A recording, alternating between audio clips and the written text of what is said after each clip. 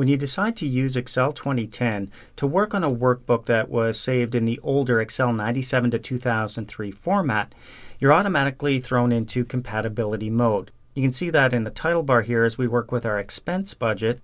And compatibility mode is automatically going to restrict us to certain features and functionality that were available in Excel 97 through 2003.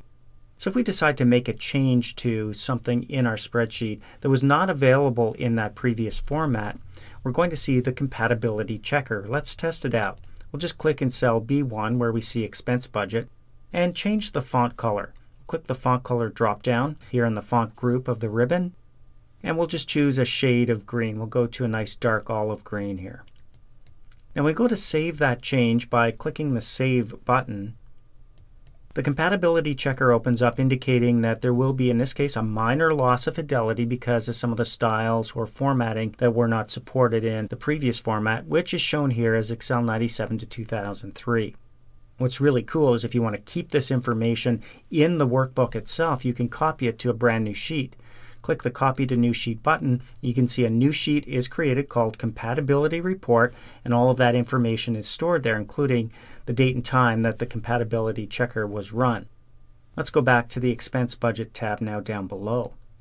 So we've made that change and saved it. There are many other features and functionality to consider when working in compatibility mode. We're going to go to the Compatibility tab now down at the bottom to look at that sheet and just take a look at some of the comparisons. For example, the number of columns and rows from version 2003 to 2010 has increased significantly. So working in compatibility mode, you won't want to go past 256 columns or 65,536 rows, even though you have over 1 million rows and over 16,000 columns to work with in Excel 2010. If you're going to be creating functions, you're limited to 30 arguments if you want to keep it in the Excel 97 to 2003 format, as opposed to the 255 that are available to you here in Excel 2010. If you like to nest formulas within formulas, well, you are allowed to do that 7 times. You can go up to 64 here in Excel 2010, limited to 7 to stay compatible. Characters and formulas must also be restricted to 1024 as opposed to 8192. Check out the colors in a workbook.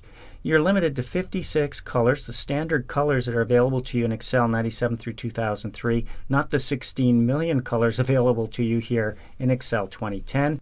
And if you make a few mistakes here and there and you need to undo those steps, well, you had 16 of them back in Excel 97 to 2003. Here in Excel 2010, you have up to 100 undo levels. And that's okay. You can continue to use that functionality here, even though you're working on an older workbook.